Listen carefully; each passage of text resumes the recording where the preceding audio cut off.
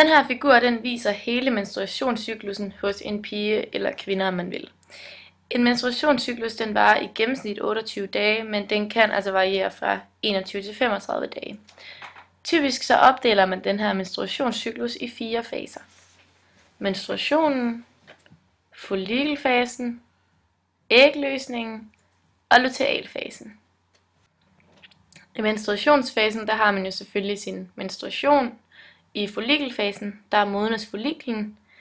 Så er der ægløsningen, hvor ægget det frigives, og befrugtningen den kan forekomme. Og så til sidst, så indtræffer lutealfasen, hvor det gule legeme producerer en masse hormoner, der er med til at gøre livmoderslimhinden klar til det befrugtede æg. Altså det vi ser her. Hvis der så ikke kommer en befrugtning, så vil menstruationen komme, og tykkelsen af livmoderslimhinden, den vil altså falde, fordi den bliver afstødt, og det er det, vi ser på billedet her. På billedet der kan man også godt se, at livmoderslimhindens tykkelse, den er betydeligt lavere ved menstruationen, altså lige her. Netop fordi, at den bliver afstødt, men efterfølgende, på grund af de hormoner, der dannes, så vil tykkelsen pludselig blive meget større, så den kort tid efter ægløsningen, som altså forekommer lige her, er klar til at modtage ægget, og så det befrugtede æg, det kan vokse sig ind i livmoderen, og altså danne livmoderkagen. Hvis befrugtningen den ikke forekommer, ja, så vil tykkelsen af slimhinden altså igen mindskes, og så vil menstruationen komme, det vi ser her. Og sådan, så starter cyklusen jo så forfra. Lige her, der ses det, hvordan folliklen i follikelfasen, den vokser og vokser, det kan I se her, for til sidst at blive modent, og så forekommer der altså en ægløsning. Ægget det vil blive ført ud gennem æggelederen, og er så klar til at blive befrugtet. Resterne af de her follikelceller, som er med til at udvikle ægget, det vil i mellemtiden blive omdannet til det gule legeme, det vi ser her, inde i æggestokken. Det gule legeme, det producerer nemlig hormoner, der blandt andet sørger for netop livmoderslimhindens opbyggelse. Altså denne her, som så sørger for, at livmoderslimhinden vokser så tyk og næringsrig, så den er klar til at modtage det befrugtede æg, hvis sådan det skulle komme. Og hvis det gør det, og der forekommer en befrugtning, ja, så vil det gule legeme fortsætte produktionen af østrogen og progesteron, som er de 2 kvindelige kønshormoner.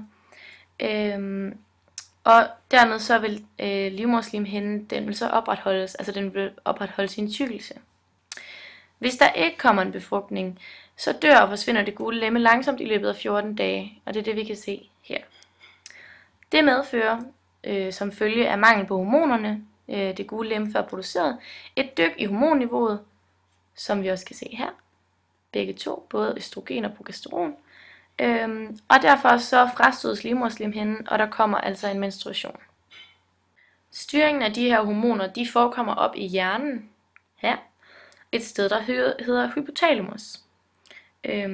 Og her der findes hypofysen, som er en meget vigtig hormonproducerende kirtel. Og gennem hypotalamus, der begynder hjernen at danne stoffet gonadotropin releasing hormone, som er det vi ser her. Og det kalder man så også for GnRH.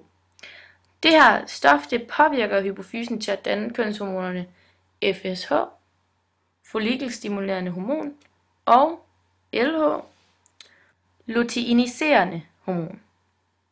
Det betyder selvfølgelig, at blodets indhold af FSH og LH det stiger, og det påvirker produktionen i æggestokkene og sætter gang i kønsmodningen af dem.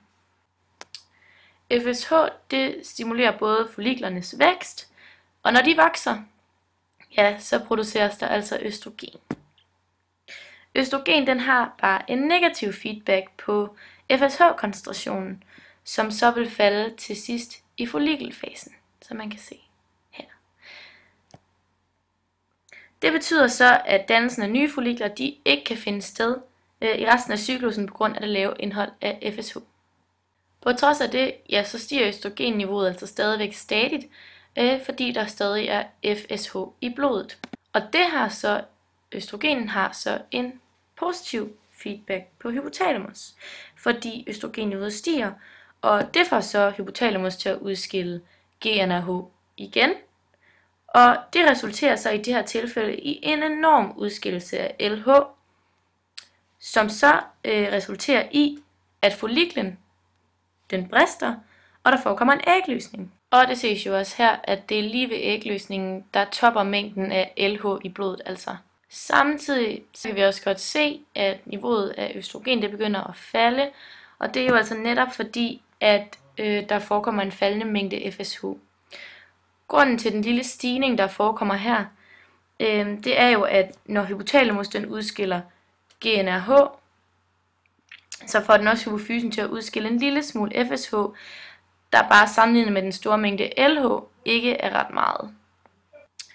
Og efter den her ægløsning, som LH altså forårsager, jamen så stimulerer LH cellerne til at producere østrogen og progesteron, som jeg altså ser lige her i lutealfasen. Afhængig af om der forekommer en befrugtning eller ej, så vil det gule legeme enten bestå eller gå til grunde. Og på figuren her der vises det, at det gule legeme det går til grunde, hvilket altså får produktionen af østrogen og progesteron til at falde betydeligt. Og ja, så kommer menstruationen, og det her og her. Og resultatet det bliver altså bare, at cyklusen den starter forfra med udskillelse af FSH fra hypofysen.